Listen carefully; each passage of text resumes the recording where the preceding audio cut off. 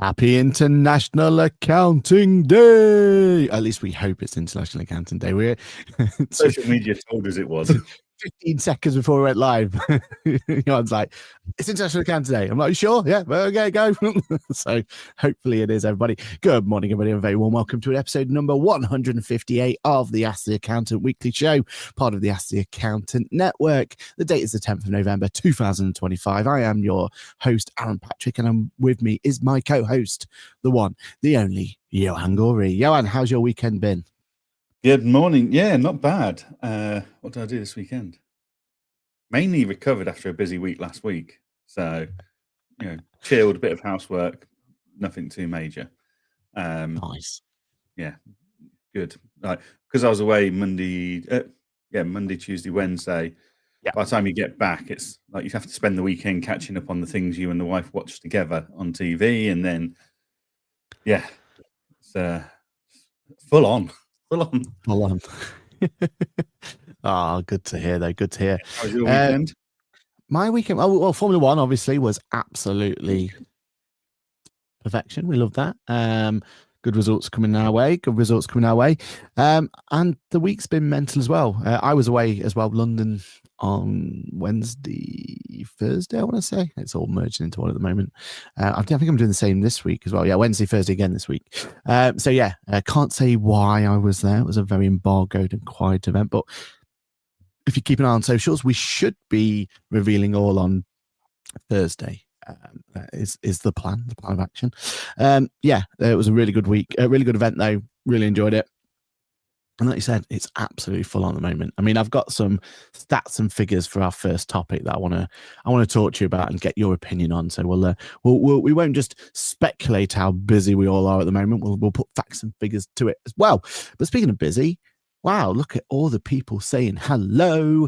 We would be nothing without our amazing community. So first and foremost, let's go with AIM GB Accountants at 8:30 a.m. on the dot, the number one spot for today. Good morning from sunny Coventry. Good morning, AIM. Hope you are doing well. Bookkeeper Superhero says good morning, or good morning to you, Natasha. Kirsty says good morning from Cambridgeshire and happy International Accounting Day. Thank you, Kirsty. You made me feel better about shouting it down the microphone. Paul Ingram's here. Good morning, everybody. Juliet McKenna's here. Morning, guys. Paul's here. Good morning, all. Chris Downing said so as well. So yeah, Chris Downing says so. Chris Downing and Chris Evans have said so. Then done. Chris Evans? I mean, what? We need a snippet of that, Kirsty, if you can get it. Someone's in trouble with his accountant and he's buttering them up. Happy International Accounting Day. I'm sorry I haven't filed last year's tax return, like this year's. Mahul says, good morning, everyone from rainy London. I hope everyone had a great weekend. Hope you had a good weekend too, Mahul. Stephanie says, good morning, gents. Good morning to you, Stephanie. And then Mahul says, 1 week to the Bookkeepers Summit. Oh, excitement. Going back. Is it 1 week?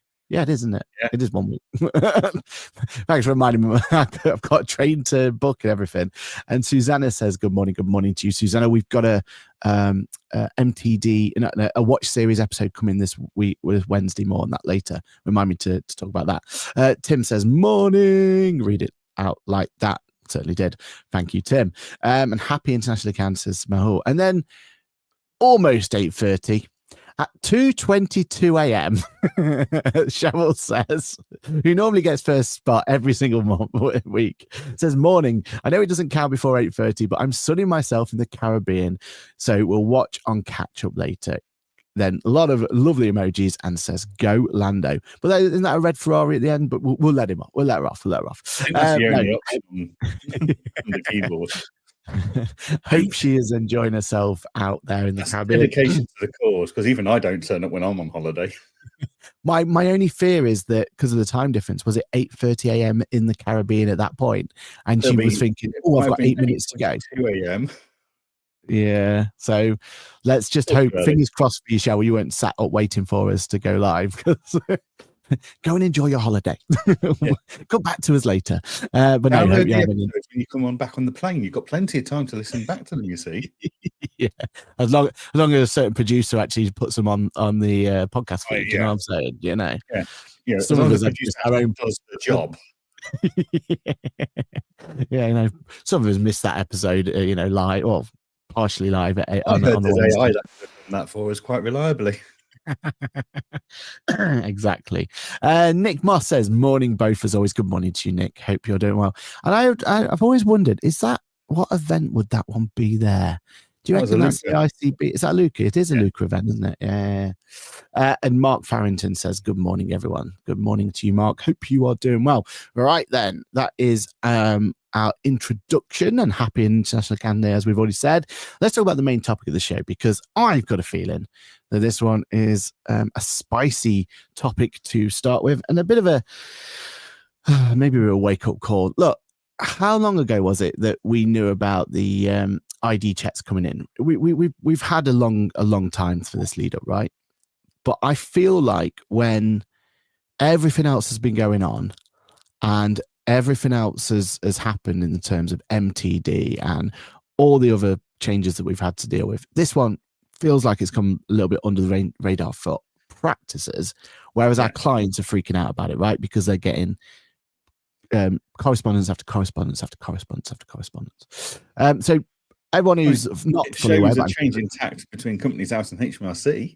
Oh, I know, but there's right and wrong ways of doing this, right? I'm not sure even I guarantee Companies House haven't got this right. So there's 8 days until the ID checks come live. Johann, where's your practice at, preparation wise, all that sort of stuff? Give us your background of where you're at, and then I'll talk through my horror story. Go for it. We quite early on drew the line in the sand and said, no, as directors and persons of significant control, you have to do very little overall. Like, you get accountants and bookkeepers to do the majority of your work for you, board minutes, etc. So we said, no, this is actually pay for that privilege, though. So actually, this is one thing you can bloody well do yourselves. Like, you've got your ID there. The Companies House system is simple enough. I've had no issues with it. I've had 2 clients that have struggled with it, and well, what can I say about them? I won't say it on air. But every client that's gone to do it, apart from these 2, have had no issues whatsoever, and it's a free way of doing it. Because all that they're going to do is do exactly the same thing, but on whatever platform we choose to use for our ID checks. Then we've got to go and enter all that information and take responsibility for that information being accurate and true. And if we get it wrong, we can be struck off from the list of ACSPs. Yep. So we went, no, sod it, they can do it themselves. Now, we have got some less competent clients. So they will potentially have to be supported by us. And for that, we are going to launch a service and a checking system on the 18th of November, on the day itself. We're not doing it earlier because we don't want the hassle. We're busy enough. But basically, we looked at it all and went, hang on, right, we've got Companies House are now stopping us from filing accounts via their website, rightly so. I've got no issue with that. But we're expecting more potentially new to business clients because of that. We've got MTD IT. We've got all these other things going on at the moment. For the sake of a client taking a photo of their own bloody ID in a selfie, they can do it themselves. Now, we are going to do it from the 18th of November for them if they want us to, but we are charging £75 per person. Because it's not just the whole entering the data manually and the paying for the ID checks themselves that we've got to pay for using whatever software we're going to use, but it is the whole time to then enter that manually and the risk of it. Because if the software you use doesn't pick up on the fake on a fake ID, for example, or it misreads it or something, or the client manages to deceive the software somehow, and then you put it in there, and Companies House spot it, and there's an error or whatever, you're at risk of losing your ACSP status. Yeah. Now, in my view, whether you're going to do it or not, you want to be on that list just in case you need it in the future. So when Deirdre comes in at age 90 baffled as to how to do anything, and she's just inherited a limited company from her husband who's passed away, you want to be in a position to support. So for me, I want that. I want to be on that ACSP list, but I want to use it as minimal as possible. Yeah. So yeah, that's basically where we're up to in our firm. It's like we'll do something. We were proactive in emailing them, so our emails tended to go out around the same time as the letters we're landing. And to be fair, over time we've been seeing the codes trickle in, and we're logging them into Engager, so we've got them for future reference. Yeah, and then like you get the classics, don't you? Of, I was at a networking meeting last week, and lots of my colleagues were talking about this company ID thing. Is it something I need to worry about? It's like, we emailed you on this date, and this date. Oh, sorry, I missed those. And the same person promptly asked, when are you doing my self-assessment tax return? What, the one we did on the 14th of April? Yeah, exactly. So yeah, that's basically where we're up to. We'll do it for the real rare cases that we go, no, this needs to be looked at. But for those that are just being lazy or stubborn, they need to do it themselves. Like, it's not a big ask. It's no different than applying for a bank account through an app. Like, yeah. I mean, have you already gone through the process of trying to get an ACSP? Try and we registered back in March. Try and get an ID code on behalf of a client through the ACSP portal. No, because we've already said that we're not going to start doing that until November the 18th onwards. But just, for your own sanity, I would definitely advise everyone to at least do it once, like, just to see how painful it is, right? So we've got what we could do, but I did the first one I did was actually my own one. But you did it yourself, right? I wanted to understand that journey that the client's going to go on. Yeah, same. And do that. So I've done it for myself. I've got my wife's ID that I can put through as a check, but we're not plugging in the softwares and stuff until the 18th of November for that anyway, to do the ID checks. I mean, what software? That's your problem, right? At any moment. Well, I see what you're saying. Right, okay, cool. Yeah, but okay. So my biggest issue I've got with this, we were doing the same. So we were reacting to every email and email and letter that came through from Companies House, right? And we were trying to get ahead of the curve. And I registered the day it went live, and I've been on webinars, and I've tried to be as proactive as I possibly can on this, right? Didn't help that my insurance company won't give me clearance to say they'll definitely cover this. No, still not, even to this day. They don't even know what ACSP is at this point, right? And company ID checks. My governing body have been kicking themselves or kicking around the can to exactly how to put it on their engagement letter and all that sort of stuff, right? So we're still, even with this close to go, we're still thinking, and in fairness, I was leaning on that as like an excuse to just, we'll deal with it later. So I finally got to at the weekend, because last week I finally got a chance to sit down and go for it. So I'd applied for my own personal code the day that was active as well, right? The day that I could do, I went through, got the system, did a whole video on it, all this sort of stuff, ready for the clients to support them. So I knew that wasn't the end of the world to go through there, but I also knew that was quite a friction pain point, right? Like it wasn't the easiest solution to ever do. My biggest criticism of that, though, is if you ever go back into there, you've got no way of A, finding your name on that portal when you're in, and B, finding the portal in the first place, right? So mine was attached to my work email address, not my personal one. Now that's on me for when I set it up, right? And but I can never change that now. That's it. It's there. There's no functionality for me to change it to, a personal email address. So what if I was to leave Bofix, right? What happens then? Do I have to keep my email with me? How's that going to work, right? So that was one of my first frustrations on it. This whole and before I go into kind of my big problems, though, shout out to Engager. We were able to create a and highly recommend people do the same. Create a form. First form was, here's the code we have. Basically, if it's blank, we don't have it for you. I knew we could have like filtered that down, but we wanted to make sure everyone was aware that we're actively looking for this. And then after that form, it said, are you going to be collecting yourself? Here, if so, here's a link on how to do that. If you need us to do it, and we don't want you to do it basically, but if we need us to do it, here's the steps to do that. And when we kind of walked them through the steps, what they had to do, because they're going to have to, they potentially have to AML with us. They're going to have to potentially, or they have to give us an email address we've got to use. There was all sorts of bits that was going through for that.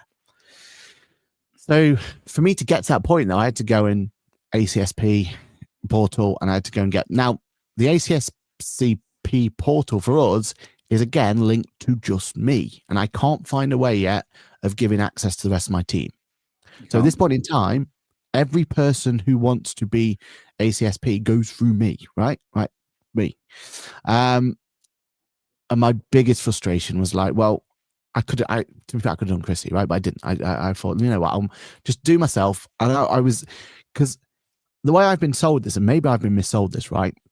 But the idea of this code system is you as an individual, Jan Gori, has a code associated with you already, right? The whole ID check is so that you can unlock whatever that code's going to be. It's to prove that you have the right to know what that code is, right? And the whole point of an ACSP check is to know that that agent or that person knows who you are and has the right to get that code. Because the way we were told, of course, that's true. Okay. I think the code's issued on your ID checks being completed. But then what based happened? On some of the sequential codes I've seen recently, I think. Okay. Maybe they're issued at the time you've completed your checks, and then. But it's supposed to be a code that follows you for life, right? Yes. This isn't a code that you just this is basically this your is like a national insurance number. It follows you for life. Yeah. Okay. Cool. So I already got mine 3 months ago, whatever the time frame. Maybe it was longer than that, but maybe I'm misremembering. But whatever that. Right. So I got my code over here. Again, it was a nightmare for me to get back to that code. Now I had already written it down. I already knew what it, but I wanted to show a client how to get back to that code if you needed it, right? Like, what's the process of going back to it? Massive nightmare. Like, that was jumping through hoops. That was a pain. Then I needed to build the form so that I could tell my clients that if they want us to get the code, this is the process we need to fill out, right? This is the steps we need. This is everything else that went with it. So I went through the rigmarole of going through and doing it. And to be safe, I then re-AML'd myself because when you go through the process of applying for this, A, it's only me that can do it. B, it's the most manual process I've ever known, where literally copy and pasting into boxes, and the information you have isn't agreeing to the information that's on there. Like they're not asking for your full passport number that we've all been accustomed to getting. They want that small light one. So you've got to kind of, anyway, frustrating. When it comes to a question, it says, do you want option 1 or option 2? And option 1 is if you've got this biometric test that's done, and option 2 is a much more manual version. When I went option 1, which I wanted, I read the small print, and the small print did say that for a passport, they want the NFC chip. Now, when last time I did my AML check, I wouldn't have had an NFC chip, wouldn't have done it. Still in date, it was still valid. So I thought, all right, let's send myself a thing, let's go do it, do an NFC chip, blah, blah, blah. Went through that process. I got video content of it, so it's, my clients can see that process, whatever. So it wasn't the world's biggest waste. So I went through all that process, got that all done, got it all set up, all done. Right. Excellent. Press submit. I got a totally different code. It's people like you. But you've managed to register. The whole system's broken now, right? I now have 2 codes for me. I have one I got my own and one that I've been applied for. Now, there's going to be times where your clients forgot that code and they're going to ask you to go and get a new code. What happens to that first code? Is that first code now gone? Am I not allowed to use that new first code? Do I use both? At what time should I be using one over the other? Like, how can one individual be given 2 codes? That's absolutely ridiculous. Like, the whole point of this is that one person, one code follows you for life. Now I've got 2 codes. Said, you've got a code. It's been issued. Here's your code. Need to get a reminder. Yeah. Here's the code that you've already been assigned. Here it is. Welcome back. Thank you for authenticating yourself. Here it is, but at least you know, when you link like a VAT account to a government gateway, Yeah. and you go and create a new government gateway and try and link the same VAT account, it goes, no, this is already linked. You need to find, like, it doesn't go, it's already linked to this government gateway, because that could be a security issue. Like, they should have at least said, you've already got a code. Here's a link to work through the steps to get it resent to you or something. Like, yeah, that's not good. But what's happened to my first code? Is that first code now not usable? Does the new code overwrite the old code? We'll find out when you go where's the guidance? But where's the guidance? Why? Yeah. How has Companies House gone, we're going to launch this really important system, right? We're not going to consult accountants about it. We're just going to put on the letter. There's definitely not a thumbs up for this. We're not going to put, we're going to put on the letter. It's all right. Your accountant will sort it for you. When did we sign up to that? I don't remember saying, yeah, don't worry, Companies House. We got you. We've got you. We'll help you on this little endeavor of yours. For us to then get a different code, if we apply for it, than the client gets if they apply for it. What the actual, how does that work? And then and I get why on this one. And shout out to Marcus at Zama, because I was able to just have a little chat with him about this, right? But what also frustrated me is the whole point of this process is you're looking to get the code on behalf of your client, right? So you go through all this step, and it's a painful.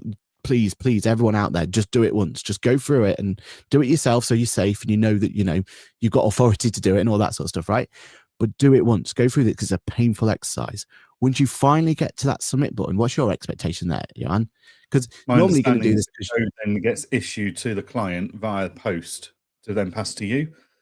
Same principle as registering a client for your UTR number, VAT, agent authorization. It goes to the client, and them handing it over to you is in effect their permission for you to hold this data. Okay, so I mean, thankfully it's email. Argue with that. So thankfully it's email. But normally the whole point of you doing this is because you've got a set of accounts for a confirmation stage to file that day, right? Why else would you be doing this? Like this step? Because you're right, most of us are going to go and let the client do it, and we're going to leave it up until the last possible moment for us to go and do it for them, or give them the choice like we have, but set it out, try and encourage them to do it themselves. But if they can't, if there's circumstances, whatever it's going to be, then we'll take over and we'll do it. And that's what that form's there for. They're making that choice there and then, right? So we went down this route, and we get, and then the code gets issued to the client. So that, to me, I understand the logic behind it, and you and Marcus are on the same page, and yeah, that logic makes sense, right? But we've already registered ourselves as an ACSB. We've already gone through all this. Like, I don't know what harm it is to pass us that code. Maybe I'm being naive about this, right? But the whole point of this process is we get access to that code. We need that code for a reason. Having it sent to a client that then they've got to send it back to us just doesn't make sense. And what you're going to find a lot of accountants out there are going to do, which is going to absolutely break the system, is they're going to put their own email address in there. Yeah, they're going to, right? Because they're going to be up against time. They're going to it's 11:54 on on the end of the month, right? Like the you know what I mean? Like, there's going to be issues where they're going to have to put it in there, and that to me just makes this whole system completely broken. And then my final frustration and just like moment. Oh, it's gone. I thought, yeah, I was too much of a rant. But yeah, look, the whole idea that we get a different code just baffles me. I just don't understand. It shouldn't have ever issued a different code. It should have gone, this person's already registered. Here's how to resend it back to him. Yeah. Like, what harm would that have done, right? Oh, thanks for it. Here's the code we've already issued. Boom, send back to him. Like, the process doesn't need to change. If you haven't asked someone if you haven't requested this code to be resent to you, please bear, like when the bank says, "Oh, yeah, here's your code to authorize a payment." If you didn't request this, please report it immediately. Yeah, exactly. And I remember my final one. And again, I think this is just built the way it's built. But go through and look at option 1 versus option 2. Option 2 is basically you've manually checked it, and you have to have that training to be able to do that, right? Which we've done the training in our firm, but I still don't feel comfortable doing that. Like that doesn't feel right to me. Like that feels like you said, the risk associated with an option 2, I think is way too much for us. So we're not doing option 2. We've already told that to client. If they can't do option 1, we're not doing option 2. They're going to have to do it themselves. And we're really sorry about that, but that's our stance and that's how it is, right? No client's going to get an option 2 from us. But what is really, really frustrating is that option 1 is so ambiguous. So option 1, when you get your AML statement, if you've done the NFC check on a passport, thumbs up, option 1. If they've only provided a driving license and they've done a Face ID, that's option 1. But if they've done the Face ID and their passport, because their passport doesn't NFC or their phone doesn't do NFC, there's no clarification if that's option 1 or option 2. Yep. So our process is, if the client comes back and says, please do it for us, we're happy, happy with all the steps you're making me jump through, happy to do all that. We then send them the new biometrics check and everything else. But if the client then can't fulfill those biometric checks, they just do a standard AML check, and then I'm back to square one. So, help!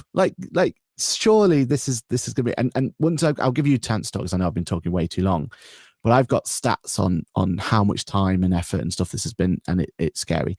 And then my final point on this one is that we're asking them to do these checks, putting more that then they don't do with the thing, and then I've got to turn around and say, well, I'm really sorry, I can't do it for you. And there's no API. Company's House hasn't helped us in providing an API so that we can just jump in and press a button and obtain this code ourselves. We've got to go through, even logging in is a pain. Logging in a pain, and then we've got to go through and actually put the code in. Yeah, it's ridiculous. But go on, I spoke too long. But what's your opinion on it? And did you know about the whole, you're going to get your own code, you just get random codes generated each time? No, I would have expected the system, as I say, to have blocked my application for a code if someone's already got one, and prompt me on how they go and reactivate it or go and rediscover it, or whatever you want to call it. So I don't have an issue, and I don't think society should have an issue with NFC checks. No. Because every phone since Apple Pay and Google Pay came out has got an NFC chip reader in it.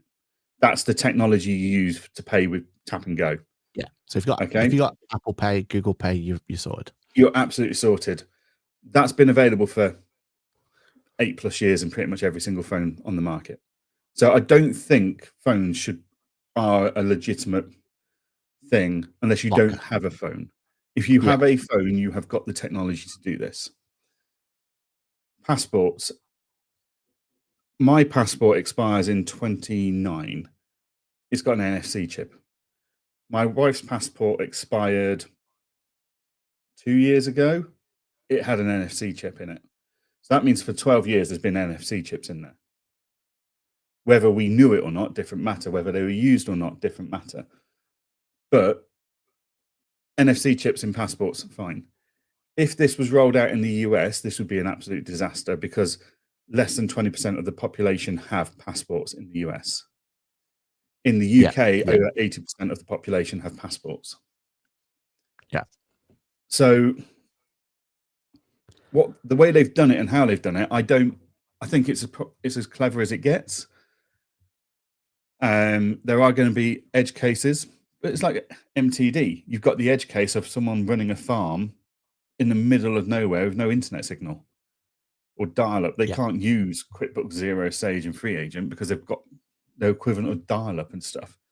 So there's always going to be edge cases, and that's fine in my view. You can't cover everybody.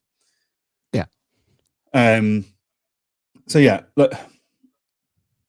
We spoke to our insurance provider. They are thrilled with this advancement because in their mind, if we then also include NFC checks in our AML checks, we're actually taking our AML checks to a whole new level and reducing the risk even further.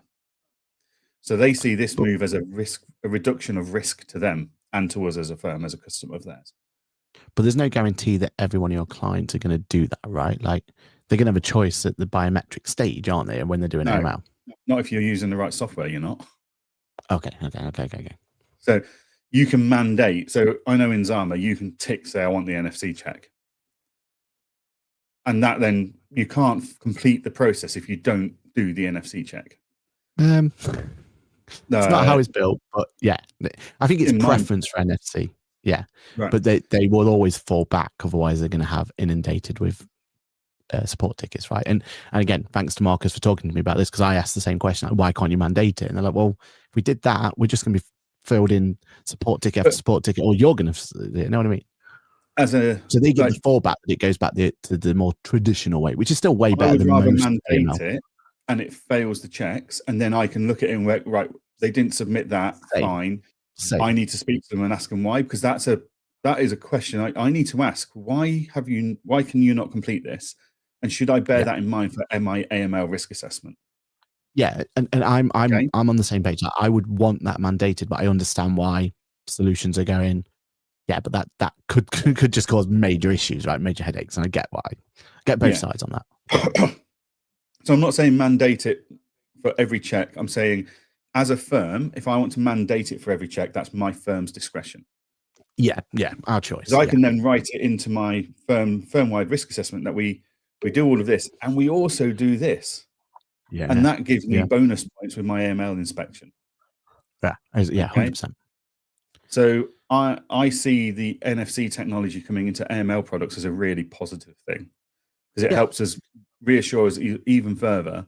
It doesn't help Bob, who's taking a photograph or a photocopy of someone's passport and leaving it in an unlocked drawer after getting them to scribble on it in the hope that the signature is the same. Like, personally, I don't think that's good enough, and we should have all moved on from that a long time ago. Yeah, 100%. And controversially, back to that ID card idea, right? Actually, that would help even more for us, right? Like, there's benefits to that. Yeah.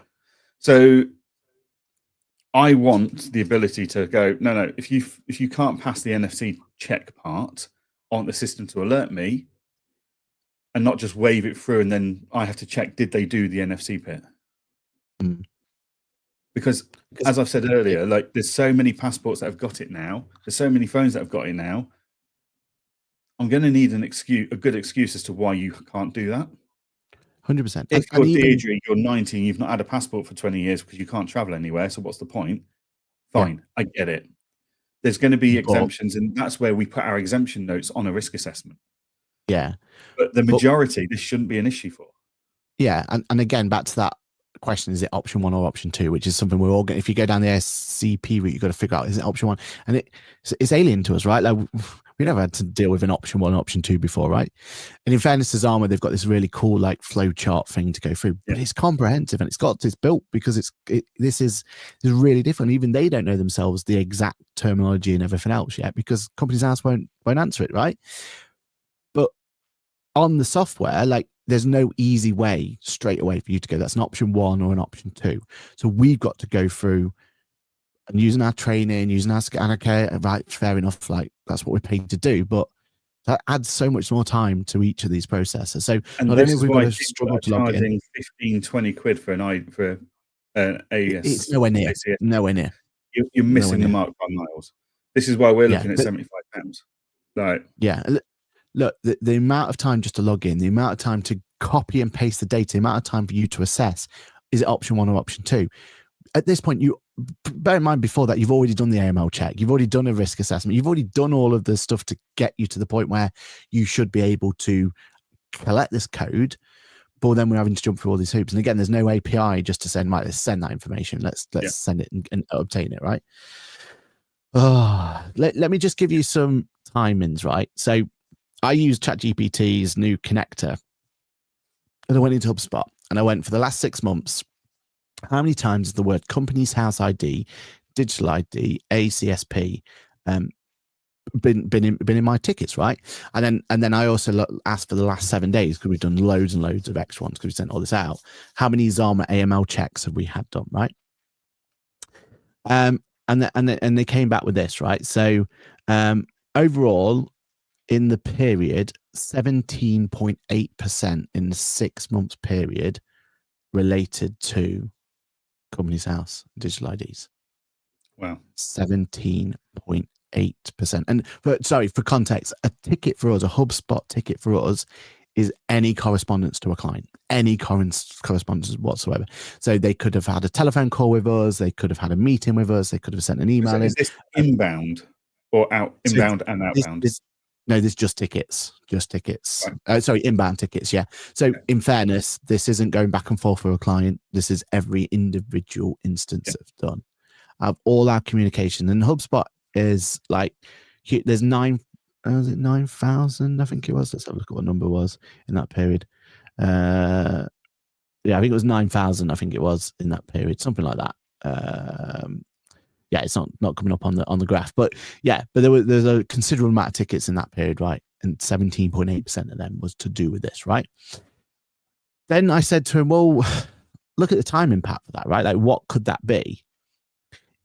Just dealing with the Companies House and digital ID correspondence, 3.5 or 28 hours worth of work is what's estimated. ACSP agent access issue, so people struggling to get access to it, 9 hours worth of work. That's 1.1 days.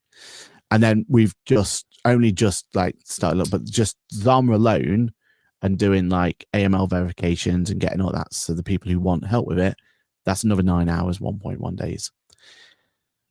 So they've put here the last bit and again, look, this is all agent AI, like it's making a best guess. So like take it with a pinch of salt.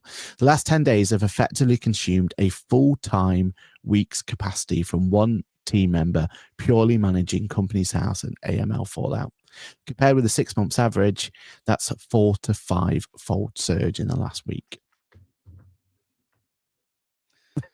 Like, help. Like, again, let's just go back to what that letter said. That letter said, you've got this requirement to go and get this ID. Without this ID, you cannot file your confirmation statement after this date. Now, they've made it they purposely worded it this way that you need to have it done literally on the 18th, right? Where in some cases, they don't need it for another 12 months, right? But that's not how it's worded. The worded is, this is urgent, get this done now. And they even say on that letter, don't worry about your accountant. Are you aware of the PSC rule? What's this one? Go for it. The person of significant control. Oh, yeah. Right. If you're a director, your ID needs to be verified and your code issued in time for your next confirmation statement, right? Yeah. Makes complete sense. Makes sense. If you're person of significant control only, and you don't have any directorships, the deadline is the annual renewal of the annual date that you signed up. So you're going to get caught out here because let's say you were registered as a person of significant control on the 20th of November. Your deadline's not the confirmation statement that might be next October. It's the 20th of November. So have you got to submit a confirmation statement by the 20th of November then? Because how else are you going to give that code in? Or do you have to apply the code? What? There's a new form. Where's that correspondence been? Because I haven't seen that. I found out last week while I was at TaxCalc's head office. Well, what? Why not tell accountants and bookkeepers that one? Let them be so quick to tell them. Oh, flip's sake! Right. So directors is one thing. Persons in significant control have got a whole different thing. So go and research that one, everybody, because that'll be fun. Right. Speaking of fun, let's talk to the people. So we've got. Oh, it's a Luca Award. Good spot, says Nick Moss. Kirsty St. John says daytime summit and nighttime Luca. Good luck to all. Yeah, good luck to everyone involved in the Lucas. And congratulations to everyone who won the AAT Impact Award on Friday as well. Well done to all of you. All the very best to all the Luca finalists, says Mahul. And Marcus says, morning, almost missed the ACSP chat. Hashtag ACSP in the room. Does he want that hashtag? maybe. Hashtag Order Amy has a certain ring to it. And hashtag MTD Susanna. MTD Queen. Does Marcus want hashtag ACSP chap? I don't know. it's done now. Marcus says the code is generated and tied to the record upon submission, which we had this conversation. I can't, like, the problem we've got is now we've got 2 codes. There's so many questions. Which code do I use and all that? And I won't know until it goes live on the 18th, I assume. And trust me, I'll be filing multiple solutions, multiple codes, and trying to break it. But that's me being what's the phrase? Is it deluded? Problematic. Narcissist. Submission being confirmation statement. That makes sense. Paul Whitehouse says, at least you've got a code. We had clients we requested a code for, but not got an email. So we had to email company's house for them to resend the email to the client. Just out of curiosity, what happens if you just re-put the code, like you do the ACSP again? Like, do you get the code then? Like, that's something we need to figure out, right? Like, is that the workaround where you just go through the whole pain of just requesting it again? And are we even insured to do these checks? Who knows? Like, Johann knows, but our providers won't tell us. The irony is, what it was? The people that have got governing bodies have had a harder time for this because they couldn't work out which bloody registration code they're putting in to say they're AML supervised. Yeah, and we have to have insurance. Yeah, so our insurance has to be approved by the governing body. So I imagine the insurance had to go back to the governing body to get their approval. Yeah, and like I used because I'm HMRC supervised, flew through, no problems whatsoever. Yeah. No, the governing body should have made it simpler for you guys, and they've actually made it more complicated. Again, what was ICB put the wrong email address or something, didn't they? That caused loads of admin issues at the beginning. But then I know with ICAW, I was fine. I got through it. But I've seen so many stories of people not getting through, and that's because they weren't using the right number. They were using their personal ICAW number, not their firm IC. It's like, it's a painful world. And Marcus says email will only work once. I believe you need a unique email for the submission, ideally personal, and it's used for multiple directorship if in place. But then, like, that broken as well. Like, clients have multiple email addresses for multiple businesses and multiple entities. Like, yes, use a personal one, that's great. But I mean, I have 4 personal email addresses, right? So which one of them am I supposed to, it's like literally moronic, says Tim. Just issue each director code, like each company has a number, and that's their director number forever and ever. Yeah, we've got authentication codes for the company. That will probably be the process going forwards, because I think as part of registering a company, you'll need to ID verify the people that you're doing it for. The problem is, this is going through the same process, isn't it? Yeah, but Companies House have got hundreds of years worth of companies that haven't gone through this process yet. So, like, this year, there's going to be a huge surge in AML credits being used on softwares. Next year onwards, it will drop right back down to normality. Yeah, 100%. I mean, speaking of surge of checks, do you want to talk about tax account launching biometric checks? Look, I'm a segue. I've done smoother. But yeah, so I'm just at the point where I don't want to talk about it anymore. Go for it. TaxCalc have launched. I've always had a AML ID checking solution. It's been a very manual experience, but they announced a few weeks ago that they're doing something. They demonstrated it in one of their webinars last week that I was on, and it is slick. Get a really nice PDF report that you can store in your client records, which it shows everything, imagery, the lot, really nice. And it's literally a case of you sending a link via email to the client. They can open it on their desktop or their mobile phone. They open on their desktop and they want to use their mobile phone. There's a button that says, which one do you want to use? And then they talk you through how to do it. It's backed by Credus. So the technology is fantastic behind it. So yeah, that goes live on and around the 18th of November. Nice. But yeah, it's a really slick solution. I wonder why you chose 18th of November. It's for firms like me that are going to make clients do it themselves until we have to. But I wonder what significance is. So that goes live. It's a case of you buy bundles of credits. So you can do a full check. You can buy one credit for a full check for £4 a go, or you can buy a batch of 10 for £3.50 each, so £35. And they go up and up and up to thousands of checks a year. And there's economies of scale. The more you buy in bulk, the cheaper per check it gets. So yeah, and you don't need to use the TaxCalc accounts or tax return solution for this. You don't even need to use their AML center for this. It's just a feature that you can use in their software. And Engager will have a deep integration into it in 2026. Cool. Nice. It's scary though, isn't it? That we're at that point where we go, I can't even say this year anymore. I need to say 2026. I mean, Peter and his team's good, but they're not. They need to have a Christmas, unfortunately. How dare you let them have that time off around Christmas? You know what I mean? It'll be done by then if you didn't. Crap the whip, Yard. Crap the whip. Paul Whitehouse says, oh no, I missed one. Stephanie Marshall says, P.S. I found that add users part in the SCP portal. We'll send it out. Don't get me started on this, because with the new one login, I was like, oh, one login, that sounds cool. Yeah, that I'm up for a more simplified way. What's it gone and done?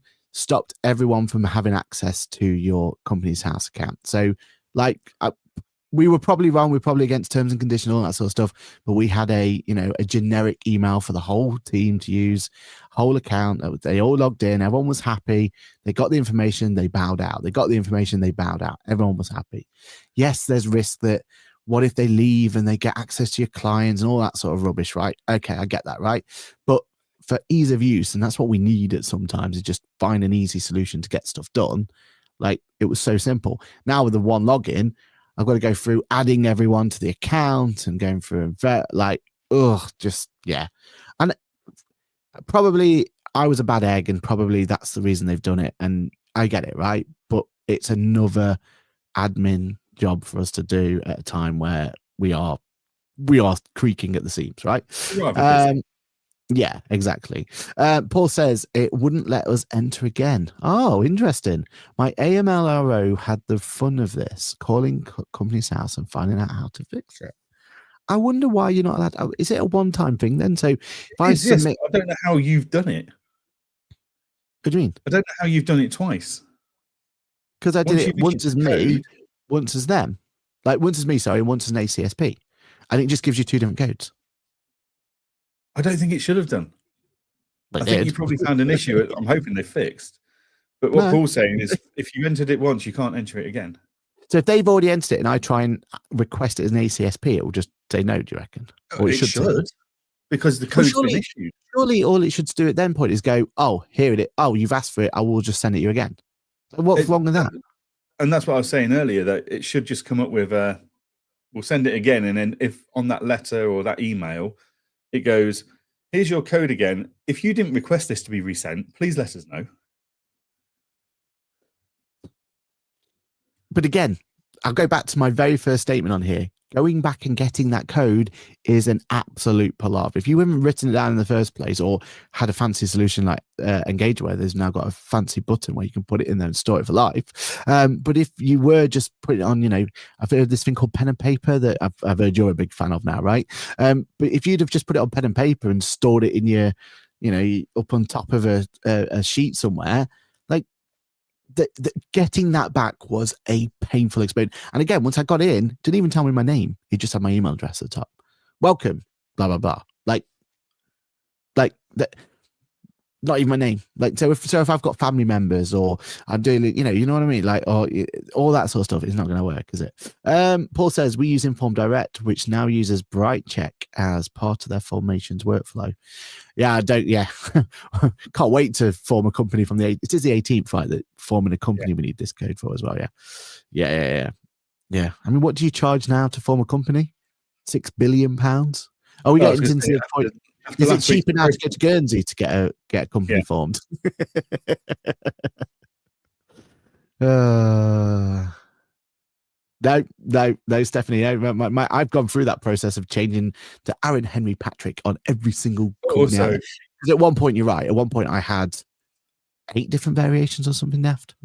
Yeah, but also there's the when you're applying for your code, it does not care and it doesn't look at what companies you're linked to. Exactly. It's only interested in you as an individual.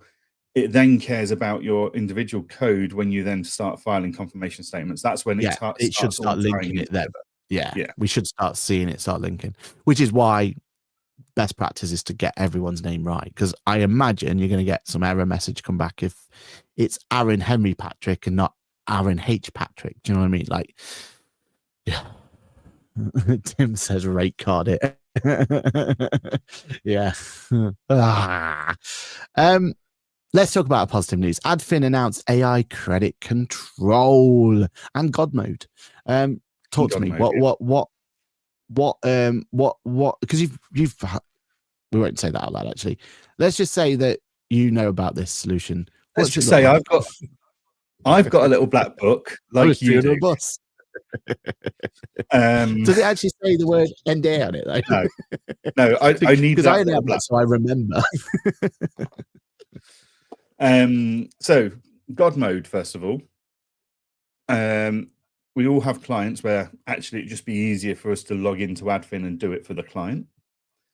Yeah. So that's not been possible without a different email address for every single account you need to log into. That's now dealt with. You can use the same email address on every account, and where you've got your name at your firm's name on the top left, you can click on that, and you'll see a drop down of all the companies you're associated to. Same principle in Xero, Sage, Free Agent, QuickBooks, etc., etc., etc. Nice and easy. So that'd be huge win. Yeah, that's really useful if you had something like, I don't know, like credit control or something you could do for them, something like that. That'd be really good, right? Yep. Which is, to be fair, Adfin are very good at chasing and via email, WhatsApp, and SMS already. Yeah. But what they've now done is they've built in a new AI tool where a bit like ChatGPT, you can teach it your tones and mannerisms and words that you like to use. And it will then craft the emails, the credit control emails and messages using AI to be more personalized to your firm. So yeah, and anything to help credit control and people to look at it and go, oh, actually, this feels like a real person chasing me. Which, to be fair, we were already finding people were finding our credit control emails from Adfin where their responses were quite telling that they think someone's taken their time to write this email already, which is quite good. But yeah, great couple of releases there. Love that. And I won't hold you to this because I know you've not had time to look at it or anything else. But in theory, let's just put a tinfoil hat on moment, right? This is me putting you on a bus now. But in theory, does that mean that God mode means that we could start thinking as a practice to start going, right, that credit control we've always wanted to do, like we've always wanted to do for clients, but it's always been too much red tape to go through, too much pain points, too much issue. You know what it's like. Yeah, exactly. Right. But is this, starting breadcrumbs of this? Because in my mind, if I turn credit control on in, say, Adfin, in Engager as a service, right? Get my engagement letter and anything else like that. In theory, one day there could be like the credit control could be done from Engager, or at least it could be pushed from Engager to say, look, have you made sure that, have you made sure that this one or this client's got quite a few things, you're doing credit control for them, so like let's do a task from them, right? Like again, tinfoil hat moment, not sure if it's even possible. But Adfin and Engager are always talking about what we could do together and what data would be useful. So yes, in theory, something like that could happen. Because that's the admin side of credit control that's the hardest bit, isn't it? Right? Yeah. Like getting on top of it, knowing when to chase, do you know what I mean? Like keeping on top of it, all that sort of stuff. So we need tech, we need solutions to help us bridge that gap for us to be able to offer it to our clients at a reasonable solution instead of having to say it's £6 billion to provide the service, right? Like we need something there. So maybe this God mode is the start of having that sort of functionality. And now we've got the AI. Yeah, it's not just your clients that can run that. Your accountant, bookkeeper, and business advisor could run it for you as well, right? Like that AI side of things, that credit control side of things. There could be a world where that's actually quite a nice little win for both the client and the accountant firm, right? And the bookkeeper firm. So yeah, And Tim says, Adfin have also snuck in reoccurring invoices. I thought that was in my little black book. I didn't think I was talking about that yet. But Tim said it, so it's fine. Tim said it, so I'm now, I am NDA cleared. One sec. Let me stick up a banner. We'll just do Aaron's correction corner for this one. But no, public service announcement. We're going to get one up, says Tim says. Tim says, yeah. So Tim says that Adfin have got reoccurring invoices. Adfin do have reoccurring invoices coming. If it's not completely rolled out yet, it's well on its way. And yeah, basically, in my firm now, we don't do our reoccurring invoices through QuickBooks or Xero or whatever platform we're using for our bookkeeping. We're building them all in Adfin, which means anyone that's sensitive about letting their team have access to the firm's QuickBooks or Xero, it's not an issue anymore because you give them access to Adfin and they can go in and they go, oh, there's a new reoccurring invoice, or I'm going to edit this reoccurring invoice because I've done a fee review. It's just another way of siloing that information, but letting everyone else access it whilst keeping the books separate, which is great. But yeah, I've been testing for a couple of weeks on that. Yes, but Tim, have you got the secret product or have you got the public product? So Tim says it's in the product, so assume it's not a secret. Yeah, for legal reasons, we're saying that a listener says this. This is not. It's not from ATA. Going to get privileges revoked. No, I'm pretty sure it is public knowledge, that one, so it should be all right. Should. But anyway, again, that wasn't us. That was a listener. Yep. Listener says. He's also a co-host on one of our things. I don't know where that. But anyway, before we put ourselves in more legal hot water, let's quickly then have an update on Atlas. I know we've only got 2 minutes, but quickly, what question on everyone? So Atlas, for anyone who wasn't here for some of the earlier episodes and for our special, is all about ChatGPT's own browser. When it came live, we did a whole special on it. We talked about it. I have been using it, but it's not my main browser. But yeah, and we're all interested. Is it still your main browser? Yes. Like, there's some frustrations because it doesn't remember. So I've got this device here. This is my Mac Mini that powers this podcasting webinar setup. I've got my MacBook behind me. I've got a MacBook I use to travel with. And all three seem to have it. Even though I've logged in on all three with the same ChatGPT account, they all seem to be isolated and siloed. There's no, oh, you did this on this browser type thing, or you've already saved this password or whatever. So there's a bit of frustration there, but it is developing at a pace. I mean, I've got an itchy finger because at the top of my screen, it's currently saying update now. I'm like, I can't press that while I'm on a webinar or on podcast. That's going to cause a problem. Yeah. But yeah, no, I'm very happy with it. It's very slick. It's very quick. I did burn through all my agent credits in about 4 days. Ouch. So, ouch. Yeah, that was painful, but it's a very cool bit of kit. There's a lot of solutions out there that have got native AI that is now redundant. Like, yeah, so 100%. I brought up my firm's Engager. I said to it, review the last 6 weeks worth of this client's communication log and summarize it for me because I've got a client meeting coming up. Did that, no problems. I then said, summarize this email chain because there was a chain of emails that I'd suddenly been brought into. Did that, no problems. Write a response to this email. Did that, no problems. Basically all of that kind of stuff you can do in Atlas now without having to, like, that's technically saved months and months of development for Engager because you can now do those features in Atlas without any issue. So yeah, the beauty of that is if you've got an AI browser like Atlas, Comet, whatever you're using, and it can do that surface deep where it's looking at the whole web page, summarizing it type thing.